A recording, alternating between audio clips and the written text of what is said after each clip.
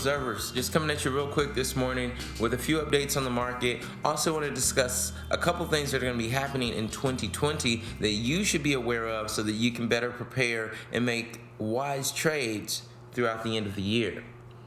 So this morning, if you were awake, right around 7 a.m., we had a quick parabolic move where a large majority of the top 10 cryptos had about a 1% gain or less. Bitcoin itself had a 2.45% gain and is now back at $7,509. Litecoin sitting at $46. Ethereum Classic at $385. Monero at $55.01. EOS at $273.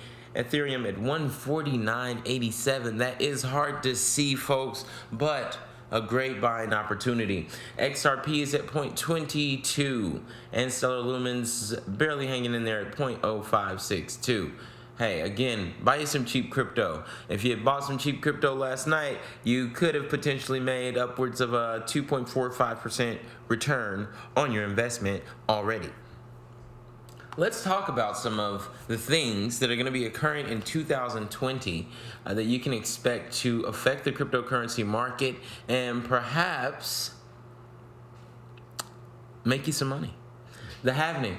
The most concrete event that will take place in 2020 is the Bitcoin halvening, and this is coming straight from CFO.com.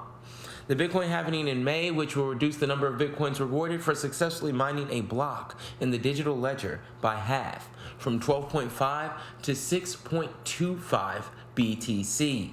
And again, that's coming up in 162 days, 8 hours, 19 minutes, and 12 seconds. May 14th, 2020. Let's see what CFO thinks the halvening is going to do to the cryptocurrency market. In months surrounding the 2012 halvening, Bitcoin price went from less than $10 to more than $100, while in 2016 the currency surged from $400 before the halvening to more than twice that by the end of the year. At its face, halving introduces new scarcity to the market, and Bitcoin traders are already anticipating similar supply-side price growth. As the post two halvings, however, traders shouldn't forget that demand is also necessary in driving price. As Bitcoin mining becomes less lucrative, the number of miners competing for a block will fall, as will the hash rate necessary for mining until an equilibrium is reached. Now, here's my problem with that. I believe that Satoshi Nakamoto, whoever that truly is, likely an artificial intelligence, created Bitcoin with the expectation that eventually mining will become too expensive for our current resources. That, I believe, is planned into Bitcoin to the long-term plan. And if that's the case, then we should likely see some type of event or development of technology that makes it more cost-effective to mine Bitcoin, and thus our miners will stop capitulating and get their asses back to work. The halvening typically has been looked at as something that boosts the price of Bitcoin due to increasing the scarcity. It may be different this time around simply because people are more prepared for the halvening. It may cause less of a panic, less of a FOMO. However, anytime the scarcity increases, I'm always one to speculate that there will be some upward price action. The question really becomes for how long. Is that going to be a few months before the halving? Is it going to be a few weeks before? Maybe the day after? I never really expect to see much action on the day of. This is always typically the leading up to or afterwards. Anyway, also coming in 2020, Libra. And so we have some other episodes we've discussed Libra coin. I'm not going to get too far into this. You can definitely check out the channel Crypto Observers, and we've got plenty of information on Libra coin and Mark Zuckerberg. The asset-backed stablecoin that Facebook announced earlier this year, although it won't be available until at least the summer of 2020, if and when it clears the necessary regulatory hurdles. In any event, a light of uncertainty remains about the stablecoin that is backing from the likes of Uber, Vodafone, Coinbase, and even a member of the Kushner family. Part of these uncertainties prompted other interested parties like MasterCard, eBay, and PayPal Holdings to bow out of the cryptocurrency altogether. So, potentially, We could see Libra hit the market. We could see Libra offered as a stable coin to many of its Facebook users. And I personally am going to try to stay away, although I might buy some Facebook stock because we know how people react to things like this. So, I mean, if you do want to benefit from it, I would buy some Facebook stock. That's, of course, not financial advice. However, I do feel like Libra, in cooperation with Calibra, are going to basically take advantage of our financial data and utilize it to understand buying habits and trends, and then market certain products to us or wherever that goes in the next few years. So I am not getting on board. I don't want to get my information out there. I don't suggest you put your information out there because you will be targeted and that information will be utilized unless it's in your control, unless you have control of your privacy.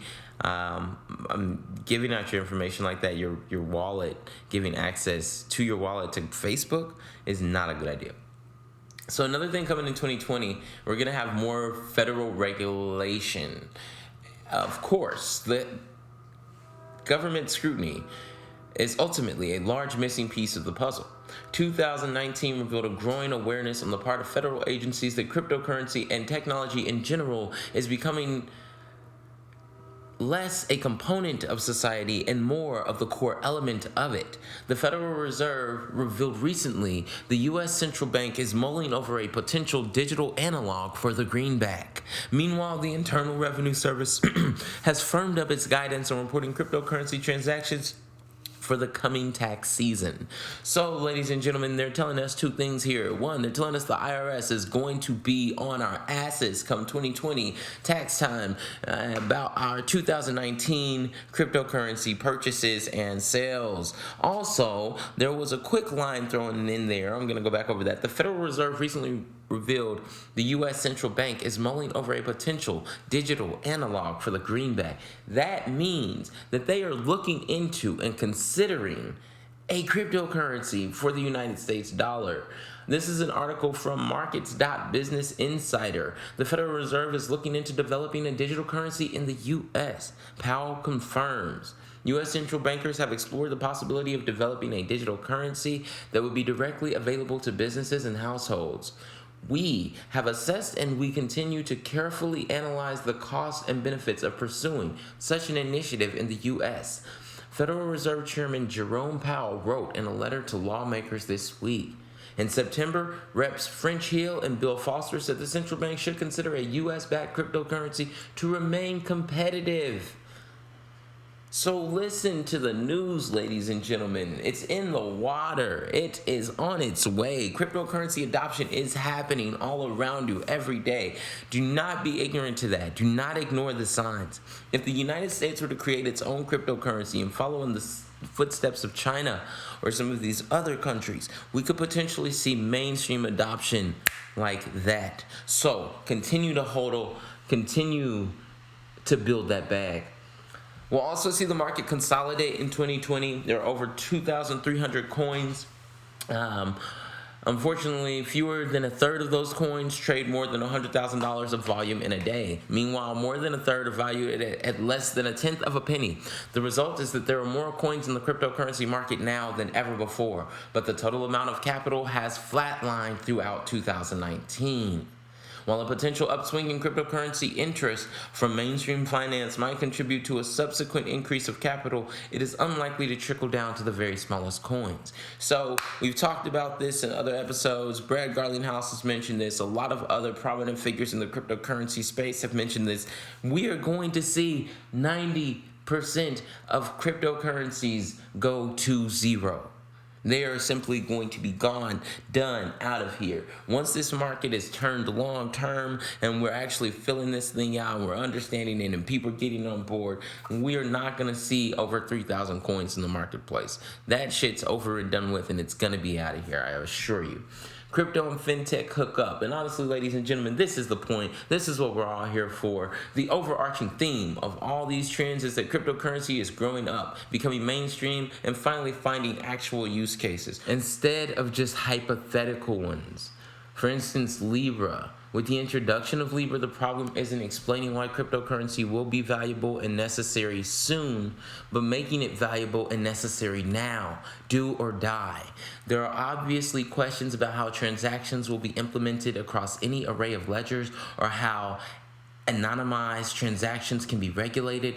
Part of this will come in the consolidation of the industry and the continued struggle for interoperability between wallets and ledgers. However, most of these questions will likely be answered by whoever tries first, and financial technology companies are by far the most eager to fill that role. So, ladies and gentlemen, it's on the way. 2020 is right around the corner. There's going to be a lot of great changes in the cryptocurrency market. We're going to see this thing finally stand up on its own 2 feet, and it's only the beginning.